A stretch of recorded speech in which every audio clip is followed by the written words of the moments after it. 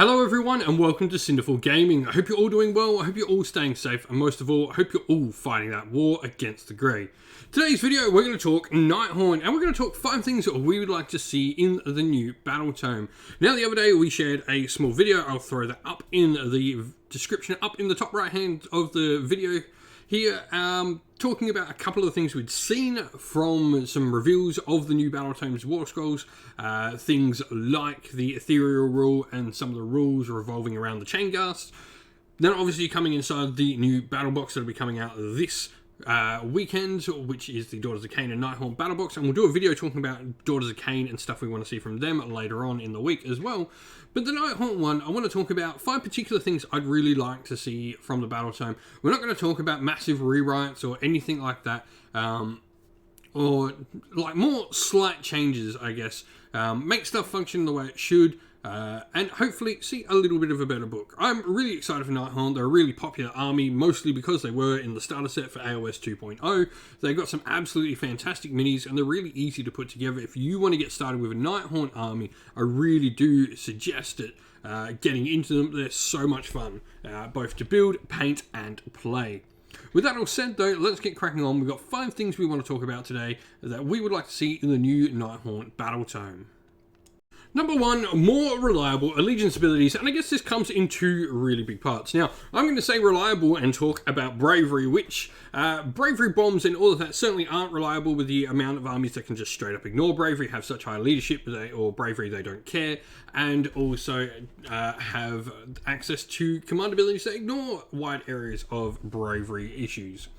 Now, first one we're going to talk about is, of course, the charging rule, where the Nighthaunt do get to attack in the charge phase. Now, I'm going to suggest that we actually change this with get rid of the attack, but actually put a bravery penalty on when you get charged by Nighthaunt, because you are so scared by Nighthaunt models. Maybe a Nighthaunt, when you're charged, they change your bravery characteristic. Important that we always add characteristic to this, because it will help the overall idea I'm going to go with the army. In that they change the characteristic by, say, -2 if you are charged by a Nighthaunt unit at any point in time. Doesn't matter how far, whenever. If you're charged by Nighthaunt, you're -2 to your bravery characteristic. Now, if we combine this with an overall -1, this means you could be -3 bravery to your characteristic. Make Nighthaunt the spooky, scary army like the bunch of spooky, scary ghosts that they are. And by doing so, you can make some really interesting plays. With this bravery sort of debuff and changing the characteristic, this works and helps units like, say, the Tomb Banshee that has her really cool scream. And you can definitely give this out to other units, make shooting attacks affect bravery, and make opponents have to take bravery, take mortal wounds, very much like that Banshee scream.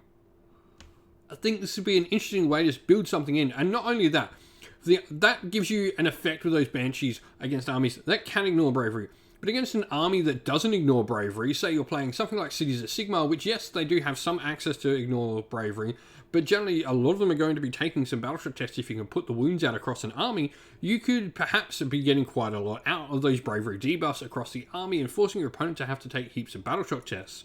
Maybe the addition to this is in fact putting something like what the Horror Ghast does, where not only does it stop bravery, and in this case you would place stopping your battleshot test with, say, minuses to bravery. If something flees around a Nighthaunt unit, or maybe just around Nighthaunt characters or something, they lose an extra D3 models. There's some cool changes like that. Really push into the bravery debuffing aspect. You can do things with bravery debuffs to make sure it works in cases where armies like, say, Ossiarch Bone Reapers are affected by it. Number 2, special command abilities. Now, Nighthaunt currently have 1 special command ability available to them in their current book, where if your general sort of moves, he can bring a summonable Nighthaunt unit along with him for the ride. Now, this is a really cool one, and I really do hope that Nighthaunt keep this, because like we were talking about in our video the other day, the fact that Ethereal hasn't changed means the army doesn't get access to a generic command ability like all-out defense. This means there are multiple turns in the game where they have no access to one of the generic abilities in the game, so it'd be good to maybe give them something to replace that. It doesn't have to be in the same phases, but the ability to have those command points to be spent in other places is definitely something needed. Remembering that most armies are dropping a lot of the command abilities on war scrolls of different models, so we would need something to replace these abilities that can't be used by Nighthaunt. The alternative is, do we receive a special all-out defense for Nighthaunt where, for example, they ignore, say, maybe the first point of damage or the first 2 or 3 points of damage allocated to a unit, or do they get +1 to their death save if they're within range of the hero? There's definitely some ways you can play around with this, and I don't think there's any particularly right way. Playing around with ward saves is always interesting. You definitely don't want to have that too much. Large units of Chain Rasp all of a sudden on a 5-up ward doesn't sound too appealing a thing. So maybe it is, ignore damage, or maybe it's a 6 rerollable, maybe it's reroll once to save for them. They go back to what the old rule was. There's definitely a lot of things you can play around with, and I think it's just needed something to replace what they had. Number 3, more sub-factions. So, sub-factions are something that got added to Nighthaunt. In the Broken Realms, we got the Reichnor's Condemned and the Emerald Host, the Lady Alinda's own personal sub-faction, and it would appear that thanks to getting these new Craven Guard, we would be in for a sub-faction focused around Kurdos Valentian, the Craven King himself. Now, that's definitely a good addition, but I would like to maybe see 1 more or 2 more sub-factions added on top of that. Definitely, it is either how it looks, generally 3 or 6 for sub-factions.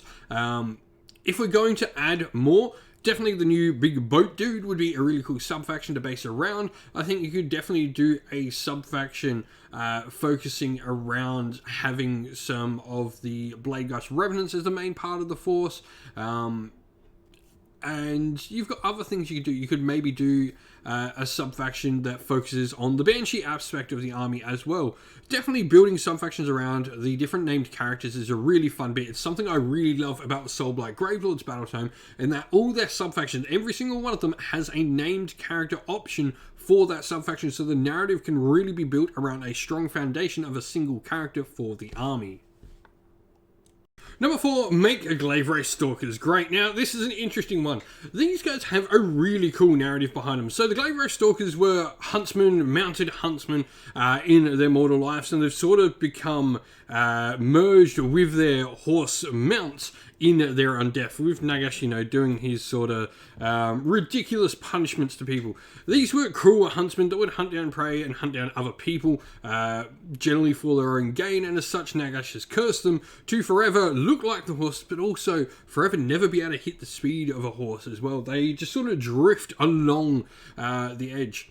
They are Nagash's assassin. Once marked, the Glaive Race Stalkers will forever continue to target their prey, slowly drifting towards their prey across many, many battlefields, even across different realms. And so this is a really interesting thing. They're an assassin unit that is slow.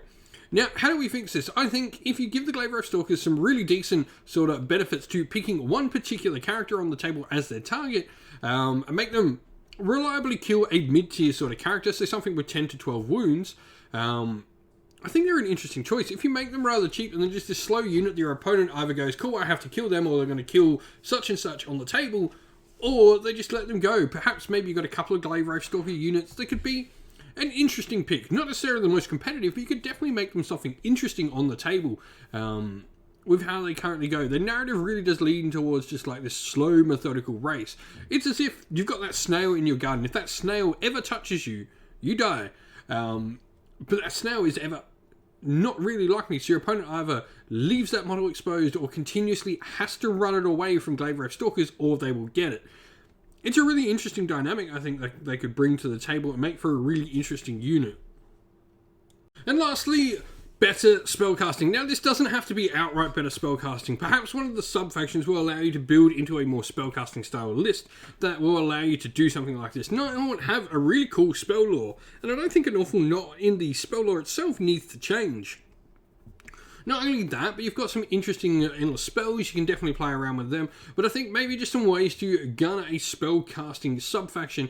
Perhaps maybe that is what we turn Reichnors into, or maybe we give that to the Banshees, or something like that. There could definitely be some ways we can build into a sub-faction that really does help the spellcasting within the army. There are lots of different armies that have a spellcasting faction.